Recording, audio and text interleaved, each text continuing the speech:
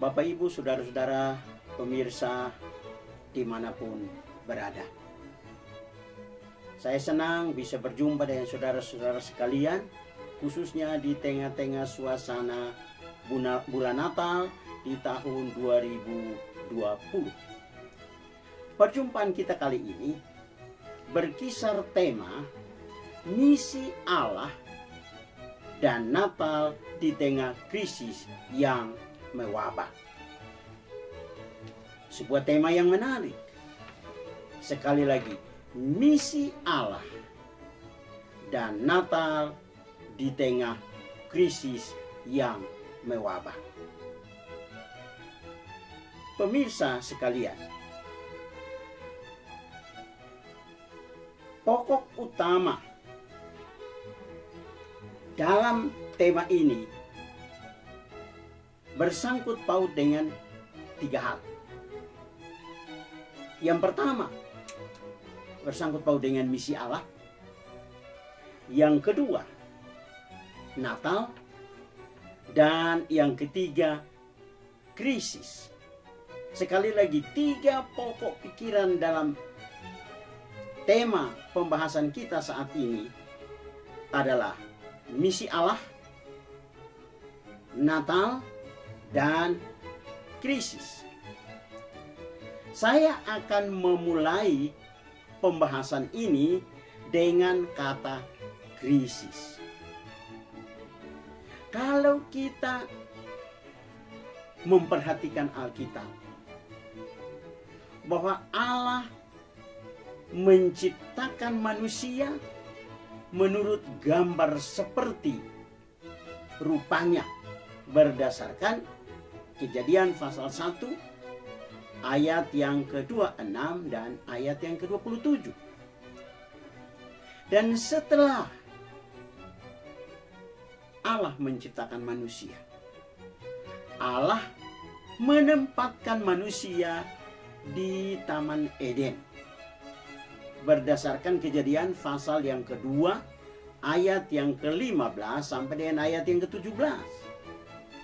Di Taman Eden manusia hidup dalam persekutuan dengan Allah, menikmati kekayaan buah-buahan di taman itu.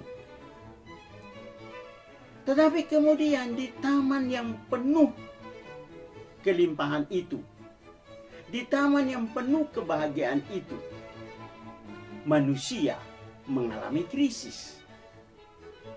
Krisis yang terjadi adalah manusia jatuh dalam dosa karena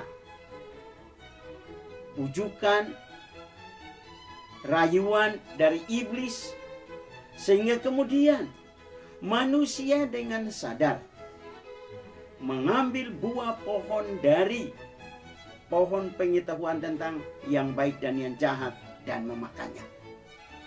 Dan ketika itulah terjadi krisis dalam sejarah peradaban manusia. Kalau kita memperhatikannya dalam Kejadian pasal yang ketiga ayat 1 sampai dengan ayat yang ke-7. Sejak manusia dalam dosa, manusia mengalami krisis, mengalami gangguan kepribadian.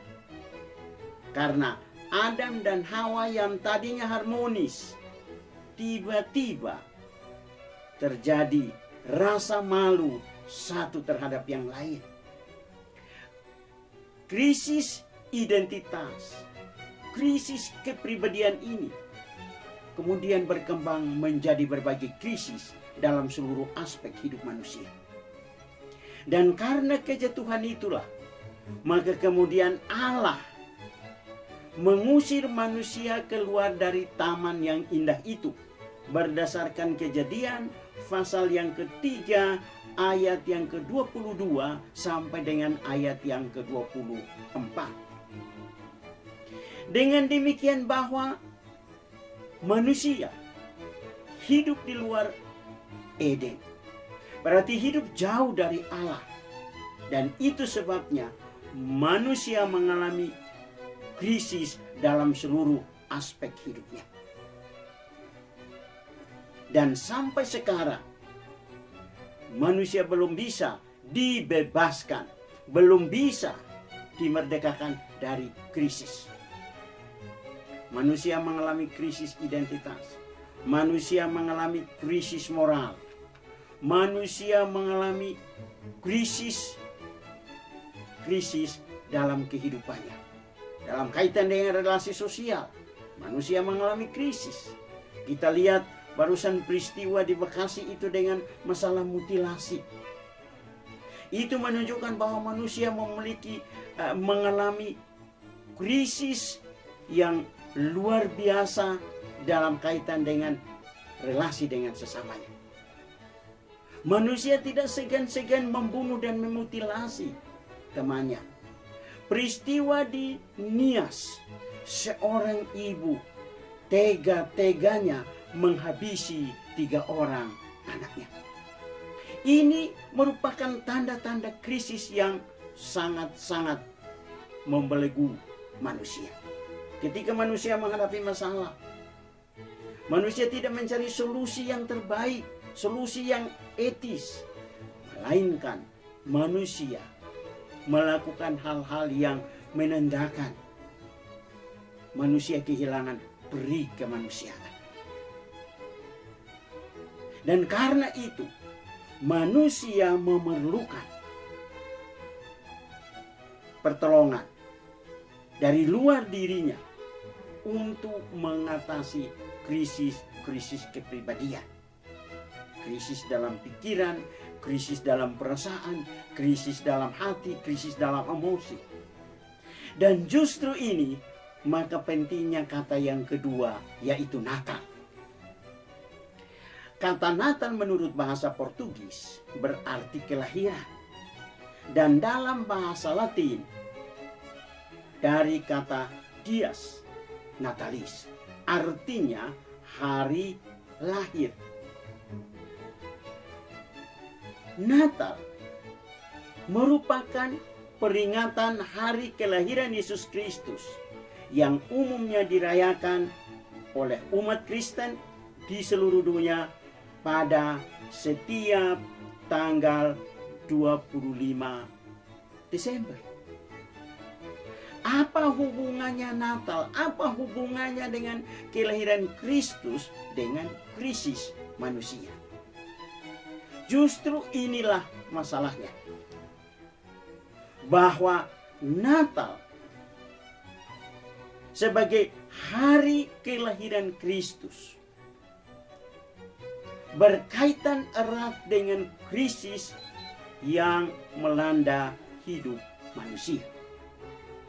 Justru gara-gara krisis itulah Allah mengutus anaknya.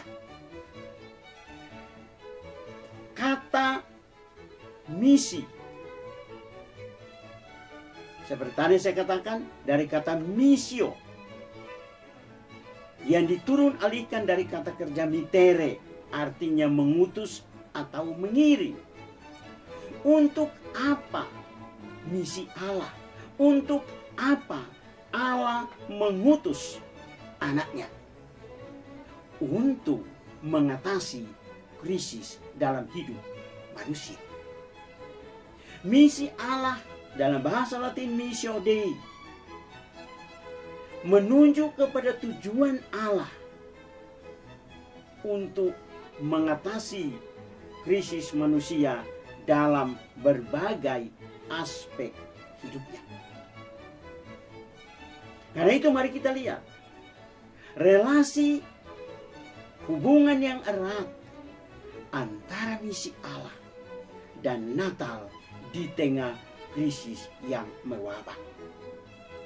Krisis yang mewabah di sini bukan sekedar COVID-19, tapi krisis yang mewabah di sini dalam kaitan dengan peristiwa jatuhnya manusia dalam dosa yang mengakibatkan berbagai krisis dari generasi ke generasi. Kalau kita memperhatikan Alkitab, ketika Alkitab menjelaskan tentang tindakan Allah terhadap orang berdosa, sebelum manusia diusir keluar dari Taman Eden. Allah bertindak mencari manusia. Allah mau berdialog dengan manusia. Allah mau meminta pertanggungjawaban dari manusia berkaitan dengan perbuatannya dalam mengambil buah pohon pengetahuan tentang yang baik dan yang jahat itu. Dalam Kejadian pasal 3 ayat 8 sampai dengan ayat yang ke-12, Alkitab memberitahu kita Allah mencari manusia ketika jatuh dalam dosa. Sementara manusia takut dan bersembunyi karena telanjang, Allah mencari, hai manusia, di manakah engkau? Allah ingin berdialog dengan manusia. Allah ingin tahu apa yang terjadi dengan manusia. Bukan berarti Allah tidak tahu. Ia Maha tahu. Tetapi tujuan dari dialog itu, tujuan dari tanya jawab itu adalah Allah ingin manusia jujur tentang perbuatannya. Ternyata kalau kita memperhatikan Kejadian 3 ayat 8 sampai ayat 12, baik Adam maupun Hawa menghindar untuk bertanggung jawab, saling melempar tanggung jawab. Dan inilah drama yang terus dilakukan oleh manusia dari generasi ke generasi sampai abad ke-21 ini. Manusia enggan untuk mengakui kesalahannya, selalu melemparkannya kepada orang lain atau mencari alasan lain. Namun demikian, sebelum manusia dikeluarkan dari Taman Eden, Allah berjanji bahwa melalui keturunan perempuan, manusia akan mengalami kelepasan dari krisis hidup. Kejadian pasal 3 ayat yang ke-15. Dan Kejadian pasal 3 ayat 15 merupakan kabar baik. Merupakan janji yang sangat penting, bahkan teramat penting. Karena dijanjikan bahwa melalui keturunan Hawa, manusia akan mengalami kelepasan dari krisis. Walaupun Allah mengusir manusia keluar dari Taman Eden, manusia hidup jauh dari Allah, hidup tanpa persekutuan dengan Allah, hidup dalam krisis, namun Allah tetap peduli terhadap manusia. Kalau kita mempelajari Alkitab, untuk melanjutkan janji Allah dalam Kejadian pasal 3 ayat 15, Allah bertindak memanggil Abraham, seorang nomaden dari tepi sungai Efrat. Allah memanggilnya.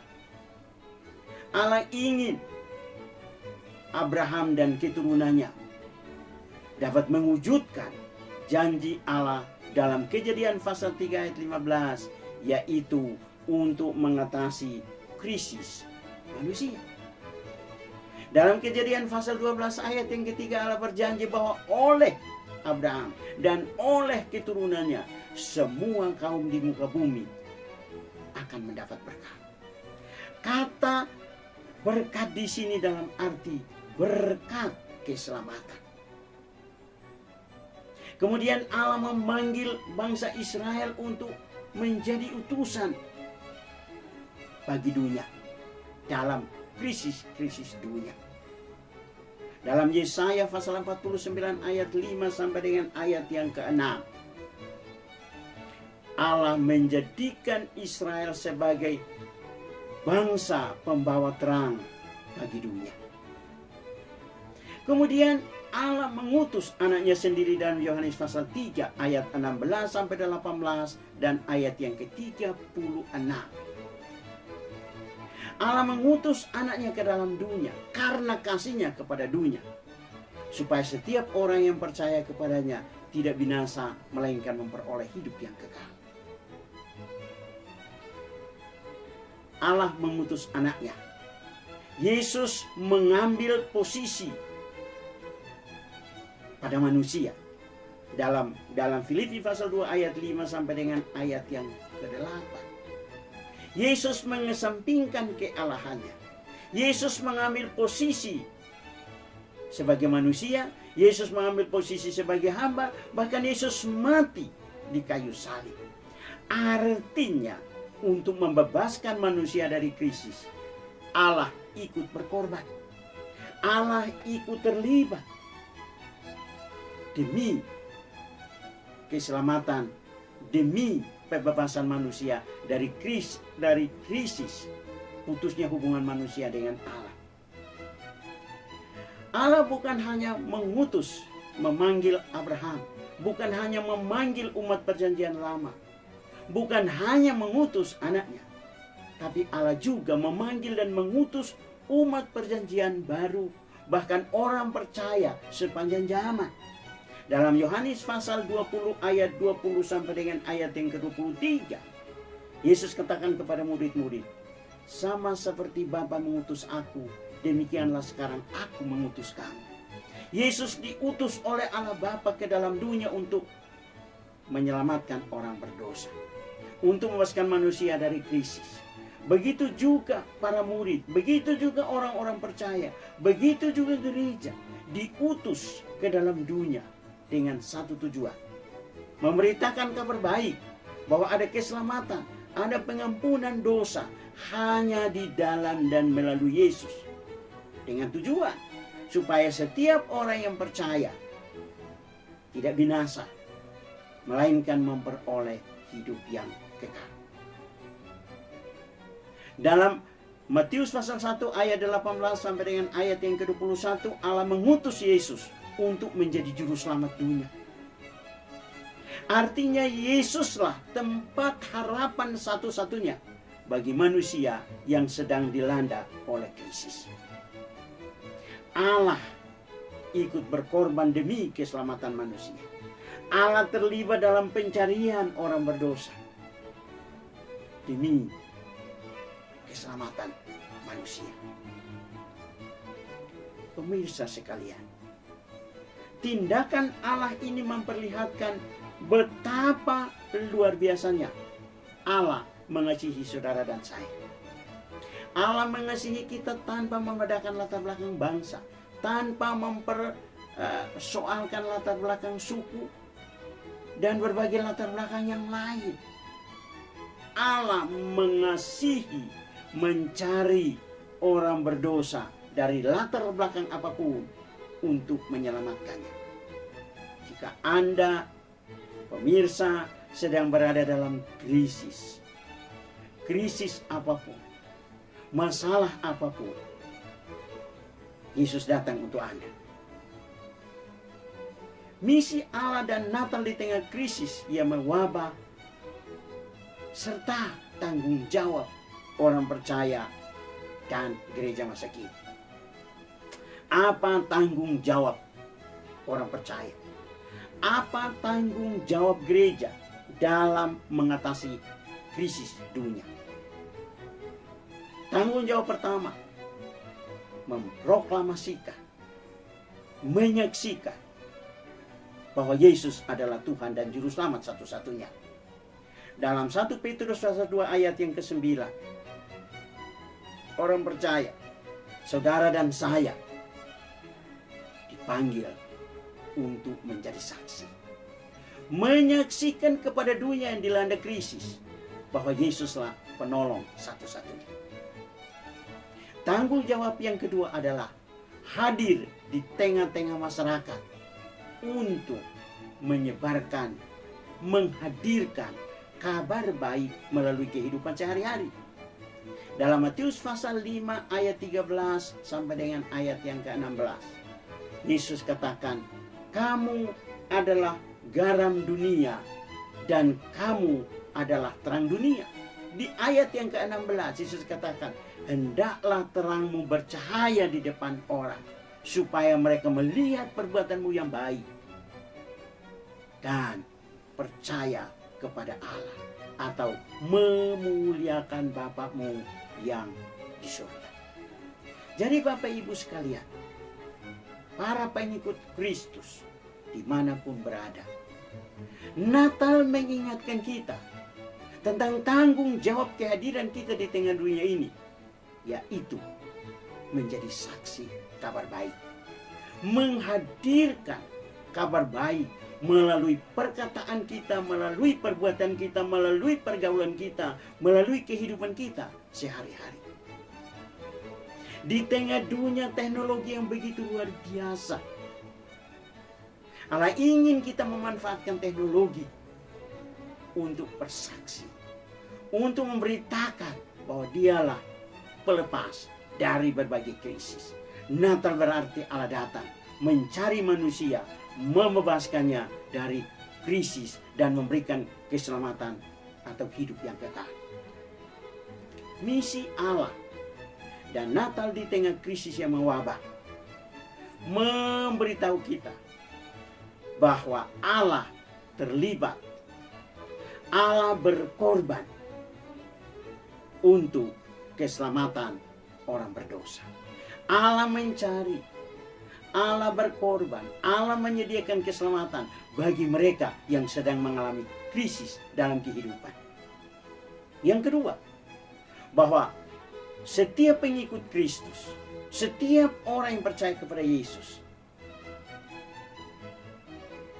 dilibatkan untuk keselamatan dunia. Berarti setiap pengikut Kristus adalah orang kepercayaan Allah, utusan Allah untuk menjadi saksi, menyaksikan bahwa kelepasan bagi krisis yang dihadapi oleh manusia harus datang dari atas, datang dari Allah, bukan datang dari bawah. Kalau Anda mengetahui ketika seseorang jatuh ke dalam rawa, semakin dia bergerak akan semakin tenggelam. Tidak ada cara untuk menyelamatkan diri ketika jatuh dalam rawa, kecuali berdiam diri dan menantikan pertolongan yang datang dari atas. Dosa ibarat rawa. Semakin manusia bergerak, berusaha untuk menyelamatkan dirinya, maka akan semakin tenggelam. Kecuali mengulurkan tangannya ke atas kepada Yesus yang datang untuk mengeluarkan kita dari lumpur rawa dosa yang sangat mengancam.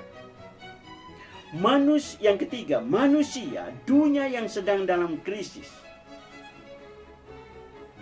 hanya membutuhkan satu, Yesus sebagai Tuhan dan Juru Selamat.